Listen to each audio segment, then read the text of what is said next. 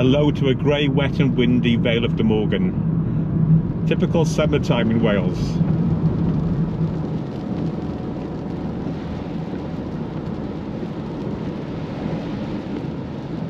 Well, today I'm taking you to another castle. This time it's the turn of St Quentin's Castle in the Vale of Glamorgan near Cowbridge. Just take a look.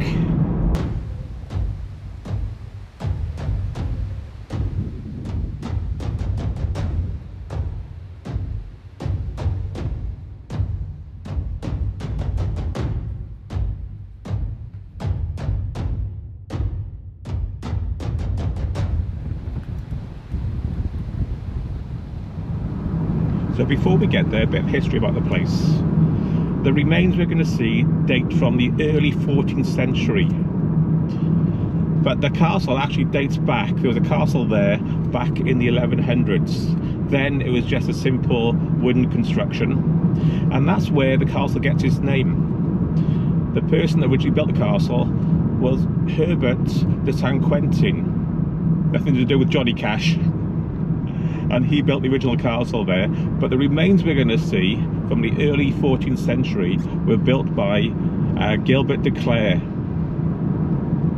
He actually died before the completion of the castle, and we'll get back to that later.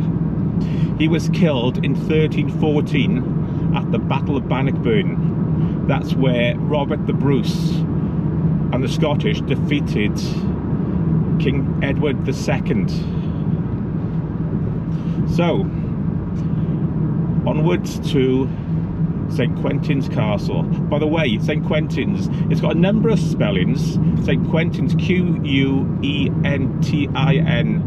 apostrophe S. Then it's spelled with Quintin apostrophe S.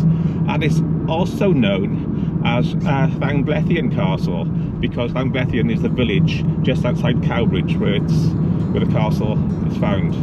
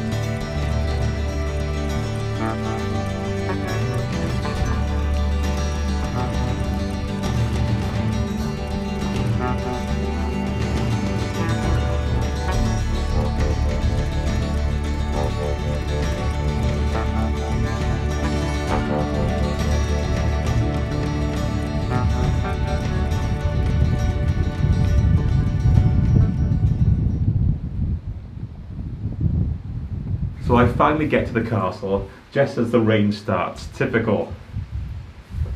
So I'm sheltering in the gatehouse at the moment, in the only bit that still has a roof on it. So the gatehouse, this is the part built by Gilbert de Clare. Like I was saying earlier, the original castle, the wooden structure, was built in the 1100s by Gilbert de Quentin, and that was like a wooden castle with banks and ditches. Later on, a stone keep was built in the grounds of this castle, but only rubble of that remains. We'll look at that when it stops raining, if it does.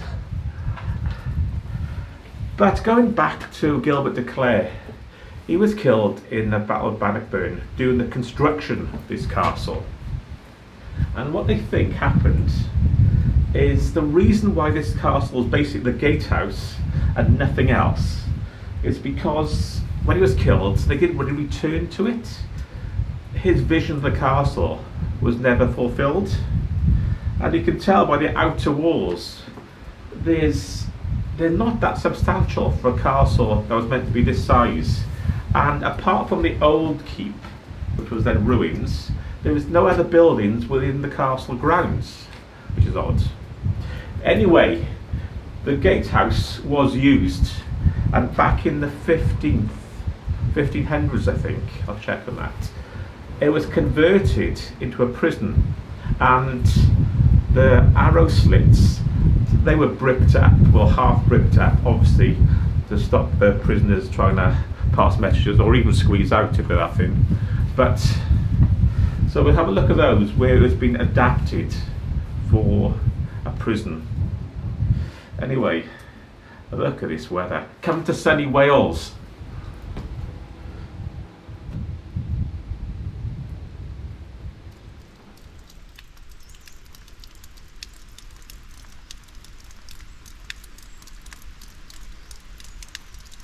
As you probably can see, the weather's got worse, so I've changed to the GoPro, and despite the rain, I'm going to have a good look around this castle and take you with me. So first thing I'm going to do is walk around the outer wall, see if we can walk all the way around it, get some sort of idea of the size. The castle, St. Quentin's Castle, overlooks the River Thor, and the River Thor, by the way, is the longest river that's entirely contained in the county of the Vale of Glamorgan. Interesting fact. And its neighbouring castles include East Orchard Castle, which is more like a fortified manor, and Old Beaupre Castle, and both of those are on the River Thor. This castle is managed by Cadw. They're the Welsh agency in charge of lots of monuments in Wales, and they're free to enter.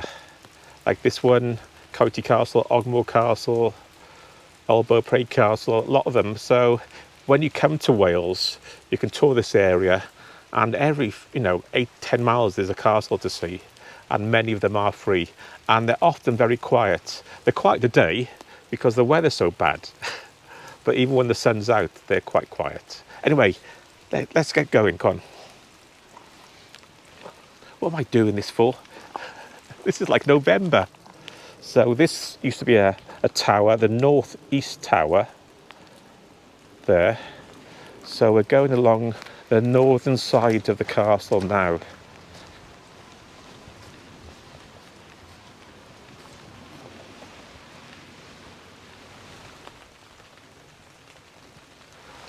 So down there is the River Thor. So I can't walk all the way around the outside because it gets quite steep here. The path takes me through a gap in the outer wall. As you can see, that outer wall isn't that big for a castle.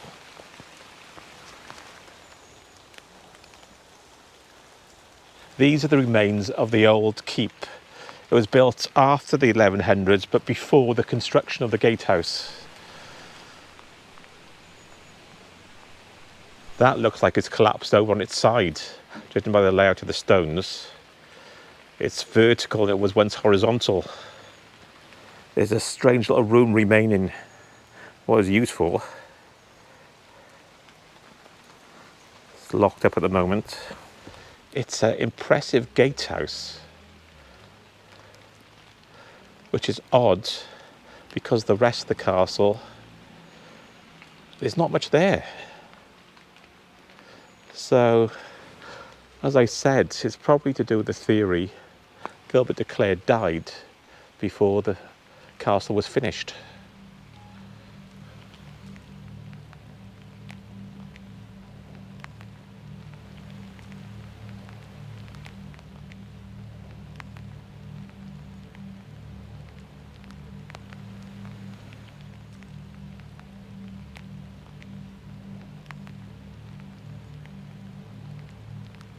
Just to clarify, I looked it up, and it was used as a prison in the 15th century.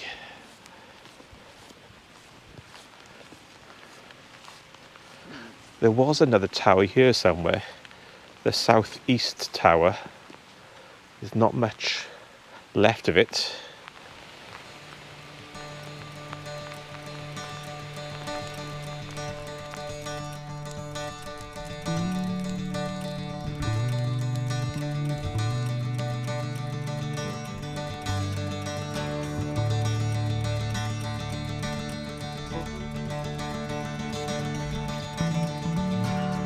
So that was my quick look around St Quentin's Castle in the village of Llanblethian near Cowbridge.